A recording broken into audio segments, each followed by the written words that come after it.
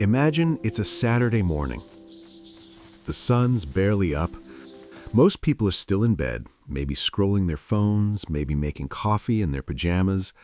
But somewhere in a garage, probably a little cold, probably smelling like motor oil and rust, someone is completely, utterly at peace. They've got grease under their fingernails, a cracked 1965 Ford Mustang dashboard spread out in front of them like a puzzle that's been waiting 50 years to be solved, and they wouldn't trade this moment for anything in the world. Now, from the outside, you might look at that person and think, why?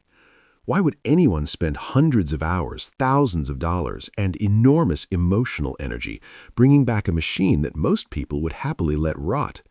Is it nostalgia? Stubbornness? Some kind of mechanical obsession? Well, here's the thing.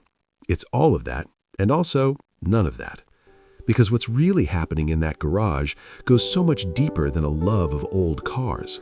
What's happening in that garage is a full, complex psychological experience that tells us something profound about human beings and what we actually need to feel whole. So let me take you inside the mind of the person restoring that old Ford, because I think by the end of this, you're going to see them, and maybe yourself, a little differently. Let's start with something your brain craves more than almost anything else, a sense of control in a world that constantly reminds you how little of it you actually have. Think about your average week.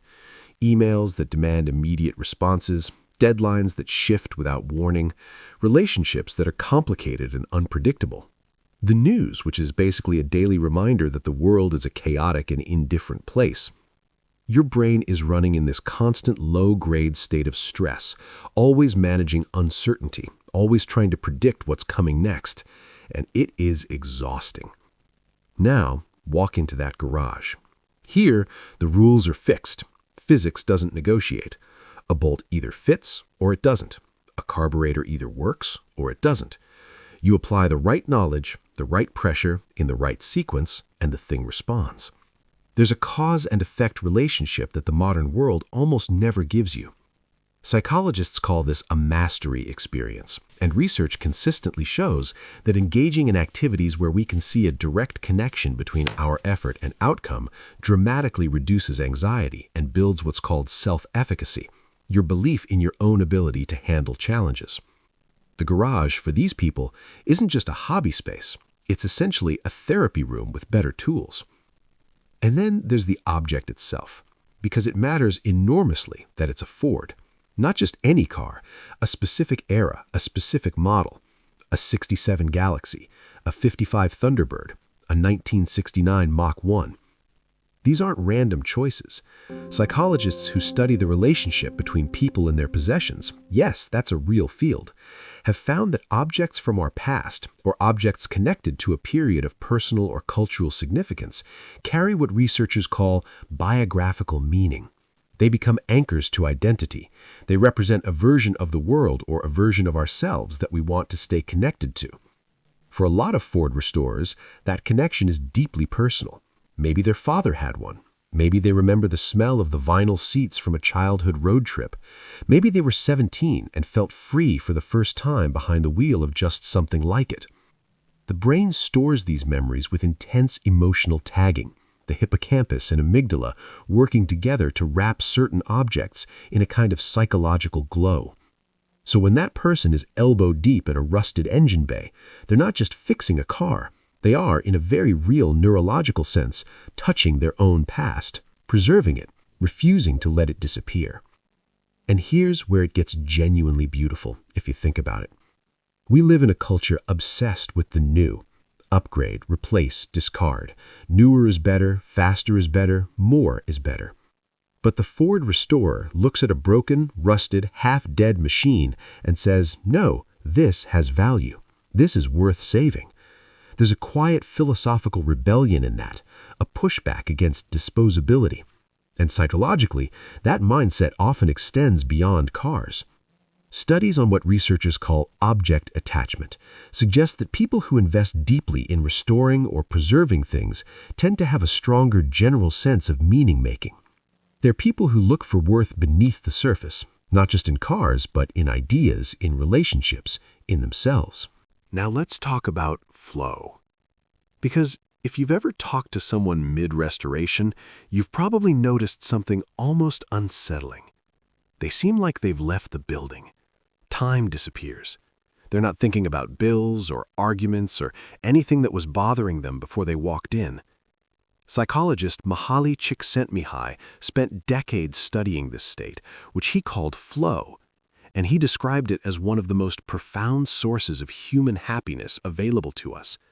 It requires a task that is challenging enough to demand full attention, but achievable enough that you don't feel hopeless. Car restoration almost uniquely hits that sweet spot again and again. Every phase of the project brings a new problem just hard enough to absorb you completely. And your brain, flooded with dopamine and fully engaged, simply hums. There's also something to be said about the physical dimension of this work that we tend to undervalue in our increasingly digital lives. We are embodied creatures. We evolved to use our hands, to feel textures, to manipulate physical objects in space. And for many people, especially those who spend their professional lives staring at screens and typing, the act of working with their hands is almost medicinal. Occupational therapists have known this for decades. Tactile, manual work activates different neural pathways than cognitive or digital work, offering the brain a genuine form of rest and recovery, even while the hands are busy. Sanding a fender, fitting a door panel, painting a smooth coat of primer, these aren't just tasks, they're a kind of neurological reset. And then there's the community. Because nobody told you this was a solo sport, and it mostly isn't. Ford enthusiasts have shows, forums, Facebook groups, swap meets that feel more like reunions than transactions. There's a tribal quality to it. You speak a shared language. You know what someone means when they say they've been chasing a quarter panel gap for 3 weekends straight, and you just nod because you know exactly what that costs a person. Social belonging is one of the most fundamental human needs. It shows up in essentially every psychological model of well-being ever developed, and this community provides it in a form that's rare, built around shared effort, shared knowledge, and a shared sense of what matters. And what does it mean when the project is finished? When the car finally starts, when it rolls out of the garage under its own power for the first time in maybe 30 years? People often describe it in terms that sound almost spiritual. There's crying. There's a kind of silence before the celebration. Because what they've done isn't just mechanical. They have taken something that was lost and brought it back.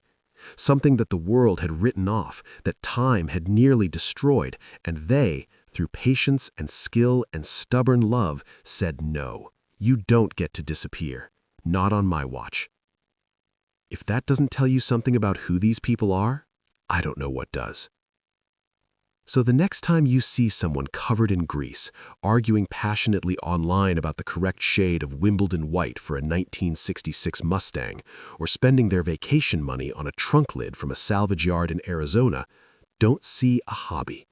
See a person managing anxiety through mastery. See someone preserving memory and meaning. See a mind in flow. Hands doing what human hands were made to do, connected to a community of people who actually get it. And maybe ask yourself, what's your equivalent? What's the thing you do that gives you that same feeling of control, of connection, of something coming back to life under your hands? Because I think we all have a rusted old Ford somewhere inside us, something we've been meaning to restore, something worth saving. If this made you think, drop a comment below. I genuinely love to know what your version of the garage looks like.